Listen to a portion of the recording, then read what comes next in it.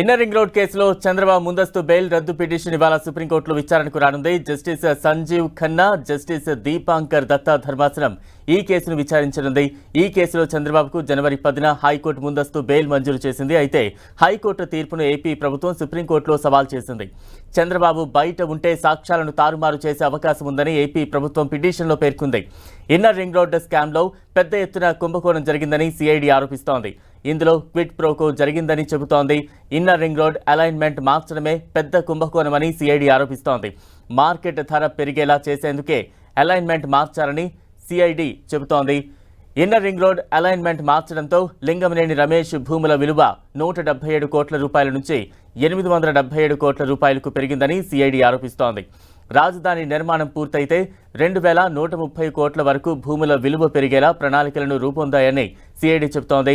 తొలుత సిఆర్డీఏ అధికారులు రూపొందించిన 94 కిలోమీటర్ల ఇన్నర్ రింగ్ రోడ్ను అలైన్మెంట్ను రాజకీయ అవసరాల కోసం మార్చారని ఆరోపణలు వెల్లువెత్తాయి. ఇక ఇన్నర్ రింగ్ రోడ్ కేసులో చంద్రబాబు A1గా ఉన్నారు. A2గా మాజీ మంత్రి నారాయణ, A4గా లింగమనేని రమేష్, A5గా లింగమనేని రాజశేఖర్, A14గా నారా లోకేష్ ఉన్నారు.